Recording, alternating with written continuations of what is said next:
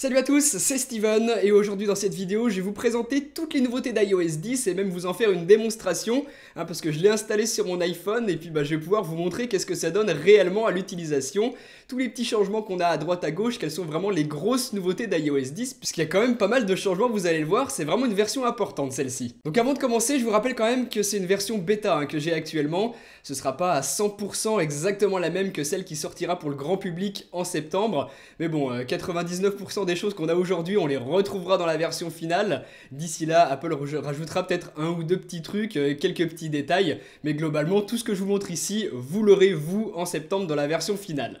On va commencer par l'écran de verrouillage et la nouvelle fonctionnalité Raise to Wake. Voilà ce que ça donne.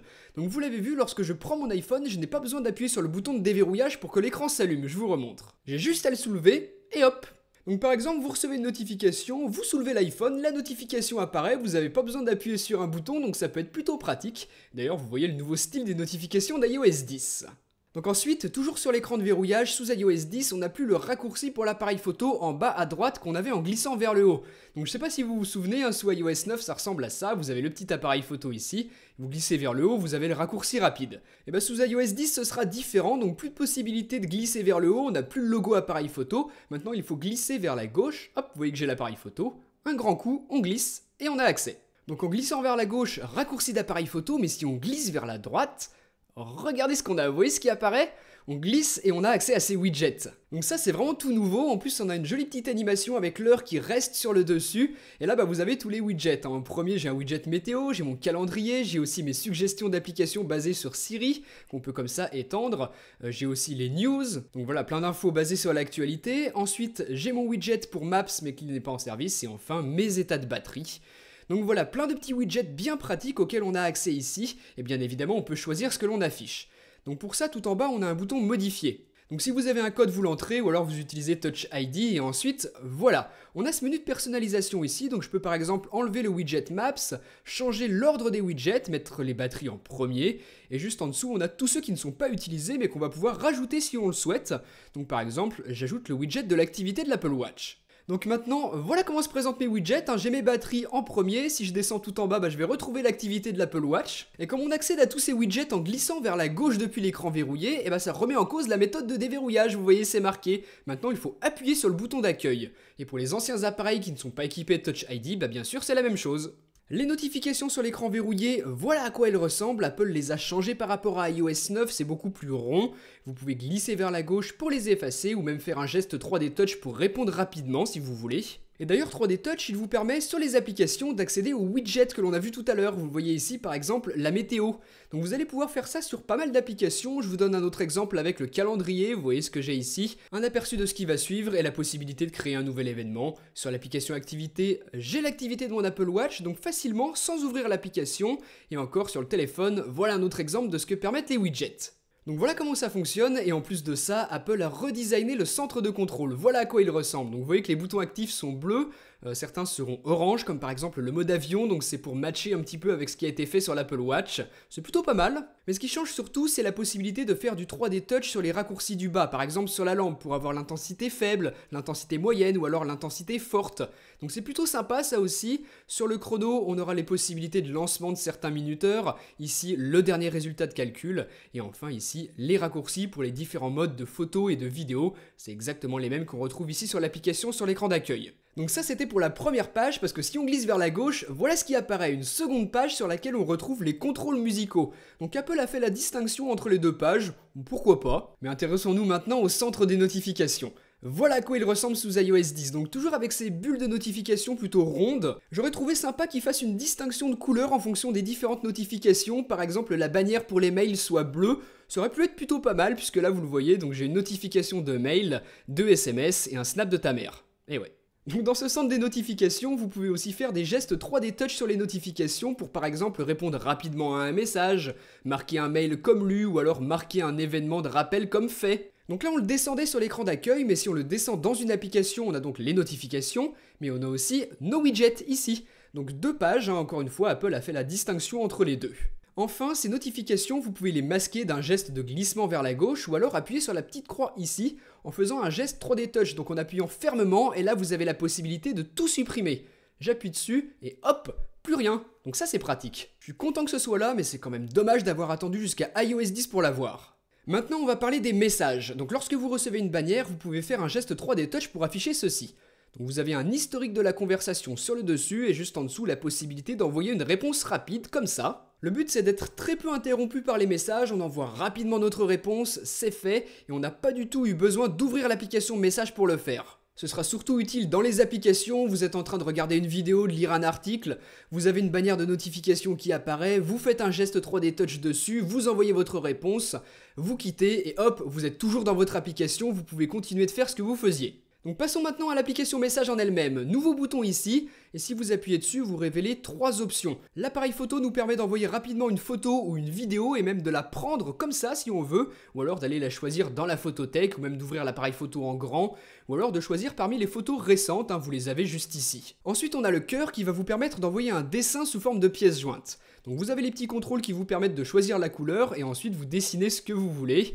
Ça va être ensuite automatiquement envoyé et votre destinataire va le voir se dessiner. Donc c'est quelque chose qui a été introduit avec l'Apple Watch et maintenant ce sera disponible sur iPhone, iPod Touch et iPad avec iOS 10. On a également d'autres fonctions, encore une fois comme sur l'Apple Watch. Là par exemple, je peux envoyer des petits tapotements et votre correspondant va les recevoir de la même manière, toujours avec les petites animations. Là si j'en fais plusieurs, même chose, il va en recevoir plusieurs qui vont apparaître l'un après l'autre. Voilà, c'est plutôt fun. Donc on a pas mal d'options comme ça, pas mal de possibilités. Si je reste fermement appuyé sur l'écran, voilà ce que j'ai la possibilité d'envoyer à mon correspondant. Et en tapotant avec 2 doigts, voilà, donc c'est plus un gadget qu'autre chose, c'est pas très utile. Ensuite, si on appuie sur le A, premièrement, vous allez avoir la possibilité d'envoyer des images animées. Donc là, vous avez une belle bibliothèque de GIFs qui sont déjà prédéfinies. Vous pouvez en sélectionner, les glisser dans la petite zone de composition pour l'envoyer à votre correspondant. Donc voilà, Apple a vu que ça marchait bien sur Facebook Messenger, ils veulent proposer la même chose dans iOS 10.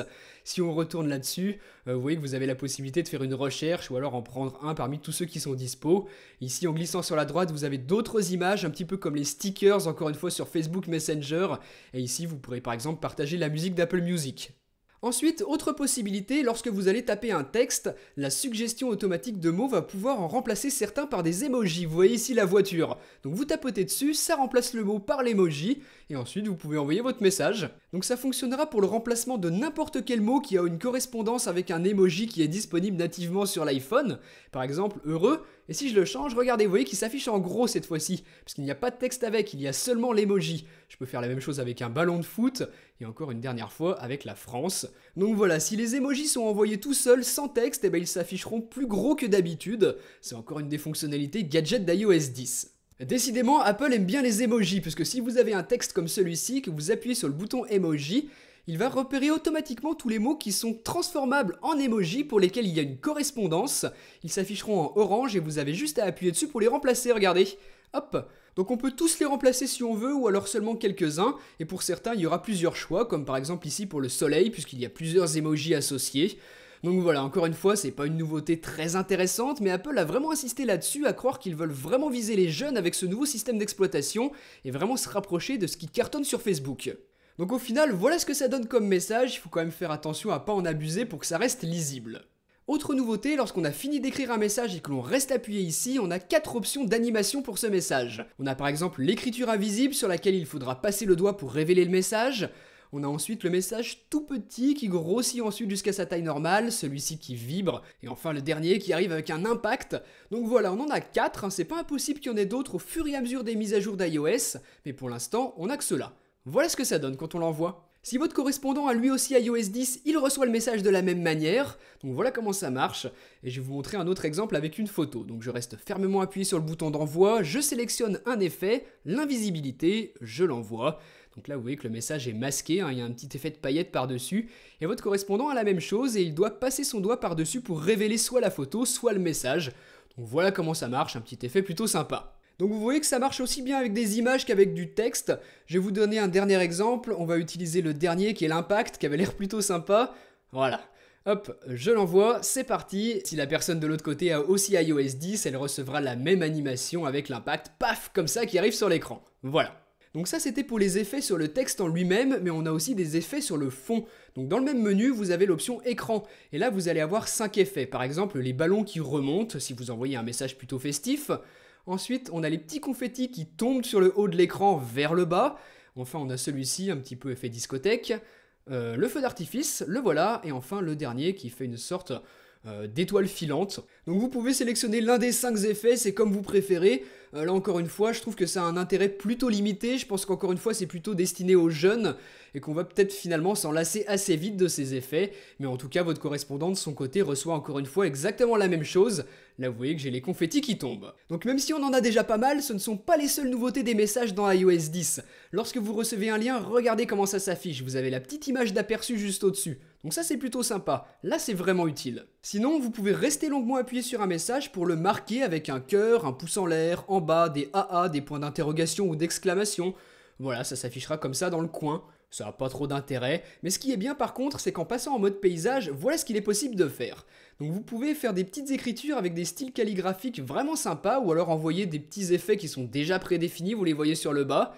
Donc là, voilà ce que j'ai écrit, je l'envoie à mon correspondant, et il va le recevoir de la même manière que je l'ai écrit, ce qui est plutôt sympa. Regardez ce que ça donne, vous voyez que les lettres apparaissent dans le même ordre que je les ai écrites.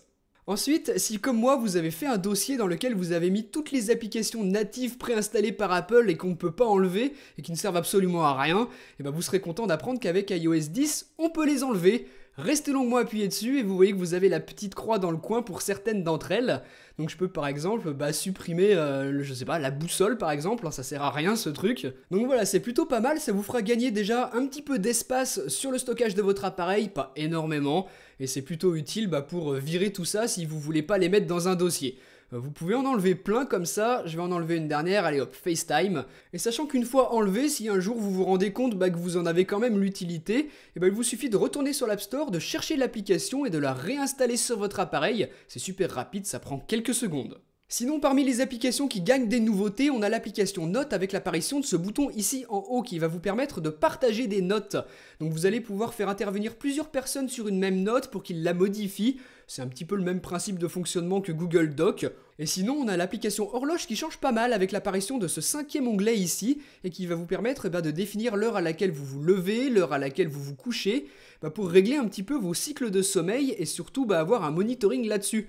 L'application va faire des relevés et va vous les afficher, ce qui va vous permettre d'avoir un suivi de votre sommeil. Donc là forcément moi c'est vide et tout en haut vous avez les options que vous allez pouvoir paramétrer. Donc par exemple les jours de la semaine sur lesquels vous avez configuré vos horaires. Vous pouvez avoir des rappels pour pas oublier d'aller se coucher. Je sais pas trop à quoi ça sert mais bon, choisir ici le son qui vous réveillera et le volume, voilà comment ça marche. Donc ça peut être intéressant d'avoir un suivi de son sommeil, sachant que ce sera synchronisé avec l'application santé, vous retrouverez toutes les données dedans. Et vous avez remarqué aussi que cette nouvelle application horloge a un nouveau fond noir avec les écritures en orange. Donc voilà, on en a pas mal comme ça qui gagnent des nouveautés, mais celle qui a le plus changé c'est l'application musique. Voilà comment elle se présente à présent. Alors moi je vous le dis tout de suite, je suis pas du tout fan, je trouve que les écritures sont affreuses, c'est énorme, ça prend beaucoup trop de place. Apple a expliqué vouloir revoir le design d'Apple Music qui était pas vraiment génial dans la première version, mais là je trouve que ce qu'ils proposent avec iOS 10 c'est encore pire. Tout est énorme de partout, les écritures sont monstrueuses, on dirait vraiment que tout le monde a des problèmes de vue. Donc tous les menus ont été revus dans cette optique et je trouve ça vraiment dommage. Le player, voilà à quoi il ressemble, encore une fois tout est très gros. Le seul apport intéressant que j'ai trouvé c'est que maintenant vous avez les paroles des musiques qui sont affichées, même si ça existe déjà depuis des années avec Deezer ou Spotify. Sinon en plus de ça, je vous en parlais tout à l'heure, dans le centre de contrôle vous avez le nouvel onglet musique. Ensuite, dans l'application téléphone, on a deux nouveautés que je trouve franchement intéressantes. La première, c'est la retranscription en texte des messages vocaux que vous aurez sur votre boîte vocale. Alors ça, c'est super pratique dans pas mal de cas, par exemple lorsqu'il y a beaucoup de bruit autour de vous, ou alors que vous êtes en réunion.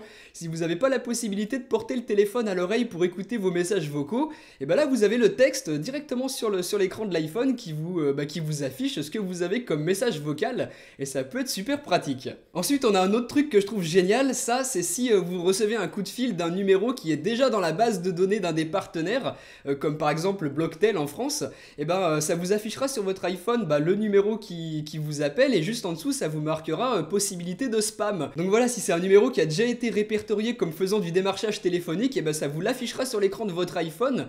Ça bloquera pas l'appel, vous le verrez toujours arriver, mais ça vous affichera, attention, c'est peut-être un spam, c'est peut-être du démarchage téléphonique, et si comme moi vous en avez ras-le-bol de ces conneries, tout simplement vous décrochez pas, vous blacklistez le numéro et c'est terminé. Ensuite on a l'application photo qui a pas mal bougé, donc je vous la montre pas en direct sur mon iPhone parce que bon il y a plein de trucs personnels dedans, tout ça, j'ai pas franchement envie de vous montrer mes photos, donc je vous mets l'illustration à côté. Voilà, donc déjà l'organisation, l'affichage des photos est un petit peu différent. Apple a envie de faire quelque chose de plus intuitif, de plus naturel, voilà, d'un petit peu plus joli aussi.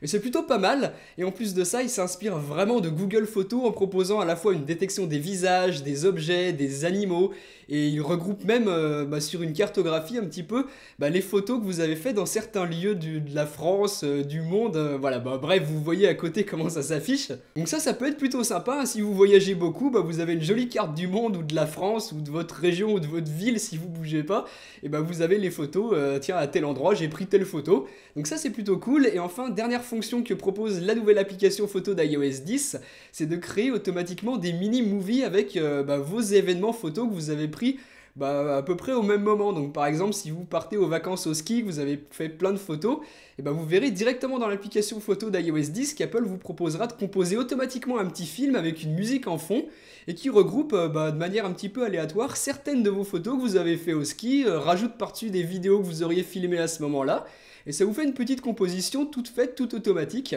Voilà, Apple a expliqué que c'était pour les gens qui font plein de photos et qui n'ont pas forcément envie de se prendre la tête avec des montages après.